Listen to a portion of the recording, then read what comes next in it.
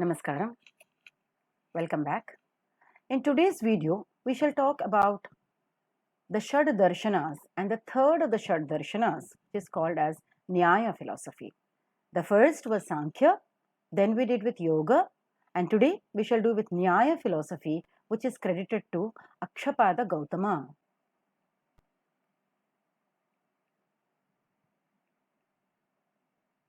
He is Akshapada Gautama, to whom we credit the Nyaya philosophy. Nyaya Sutras is an ancient Indian Sanskrit text composed by Akshapada Gautama and the foundational text of the Nyaya school of Hindu philosophy. The date when the text was composed and the biography of its author is unknown, and the text consists of 5 books with 2 chapters in each book. With a cumulative total of 528 aphoristic sutras about the rules of reason, logic, epistemology, and metaphysics. The Nyaya Sutras is a Hindu text notable for focusing on knowledge and logic and making no mention of any Vedic rituals. The means of attaining valid knowledge from this world is called as pramana. And how do you get the pramanas or the means of attaining valid knowledge? The very first pramana is called as pratyaksha. Pratyaksha is to see with the senses. We have 5 senses, and with all the 5 senses, we tend to see. We see with our eyes, we believe it. We hear with our ears, we tend to believe it. We smell and then tend to believe it. Or maybe we taste and tend to believe whether something tastes good or not.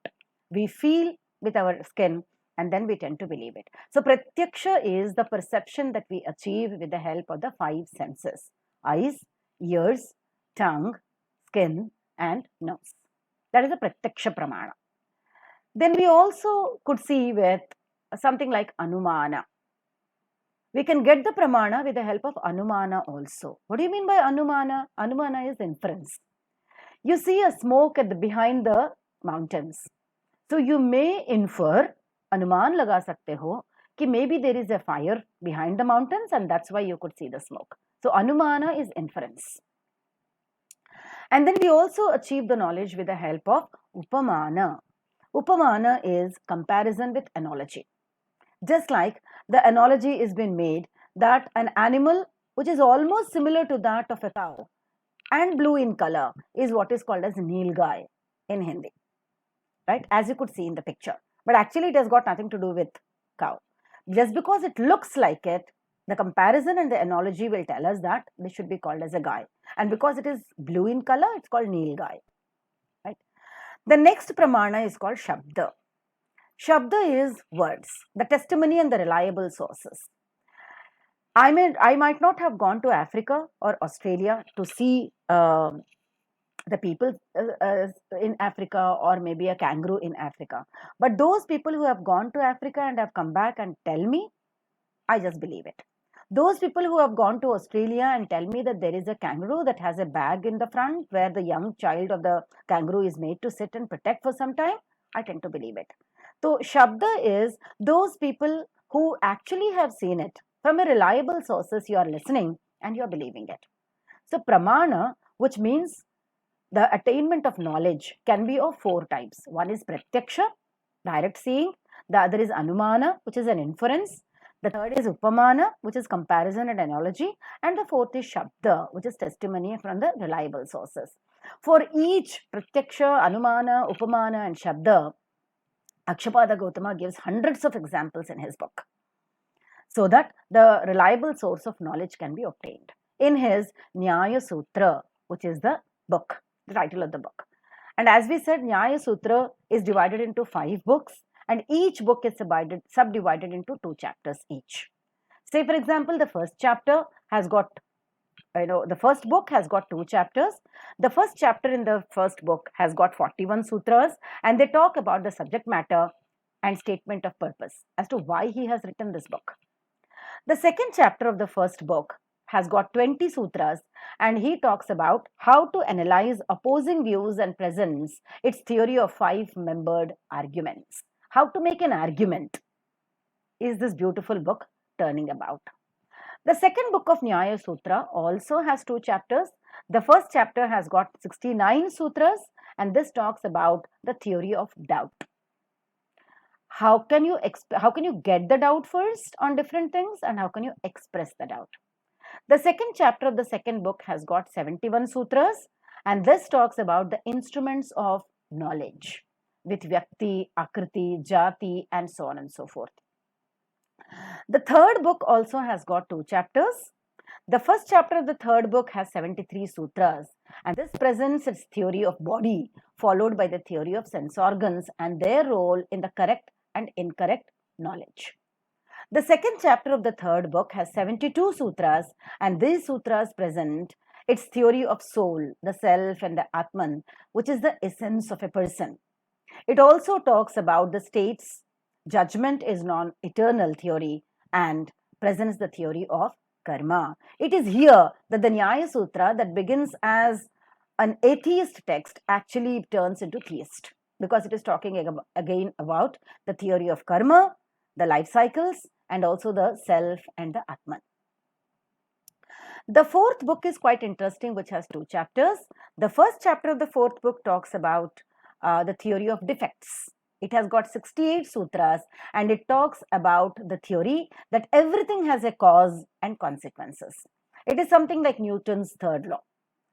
Every action has an equal and opposite reaction. Similarly, every cause has an effect. Some things are eternal and some things are non-eternal, he says, and it defines and describes the fruits and the pains and the release and so on and so forth. The second chapter of the fourth book has got 50 aphorisms or sutras, and this present the correct knowledge. This is necessary and sufficient to destroy the defects, he says. Both whole and part must be understood, and it establishes external world exists and the phenomena are the real objects. It refutes that everything else is false, and so it presents the ways to produce and maintain the correct knowledge, need to seek and converse with those with knowledge. The fifth and the final book of Nyaya Sutra also has two chapters. The first chapter has 43 sutras and the second chapter has 24 sutras. In the first chapter, 24 futile rejoinders as to how to avoid errors are presented very beautifully by Gautama. And the second chapter of the fifth book talks about 22 different ways of losing an argument and ways of how to convert this losing argument into winning arguments. Now, this is a very interesting book for all students, at least. All of us should be reading these Nyaya Sutras, not from the philosophy point of view, but from the point of view of knowledge, as to number one, how to gain the knowledge.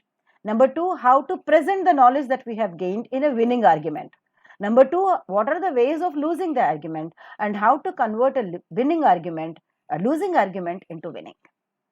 It talks about Nyaya, logic, reason and arguments, which are very essential for enabling all us, those who are in student life, to put up their arguments and win the argument. So Nyaya school of philosophy has got the nature of focus on logic and reasoning. It also talks about epistemology. Epistemology is theory of knowledge.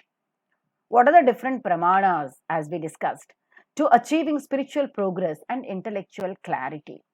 It also talks about logical structure, metaphysical and ontological categories, theory of causality, methodology of dispute resolution, influence and integration, and also ethics and liberation.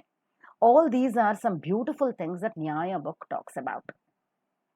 The Nyaya Sutras is a beautiful book, which is the sole literature of Nyaya school of philosophy. Written by Akshapada Gautama, the Nyaya Sutras become the foundational text of Nyaya philosophy, written in 5 beautiful texts, each with 2 chapters. It becomes the core principles of Nyaya, logic, epistemology, and the methodology of reasoning.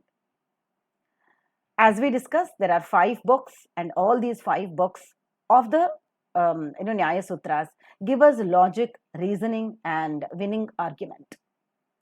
There are a number of commentators who commented upon these Nyaya Sutras of Gautama.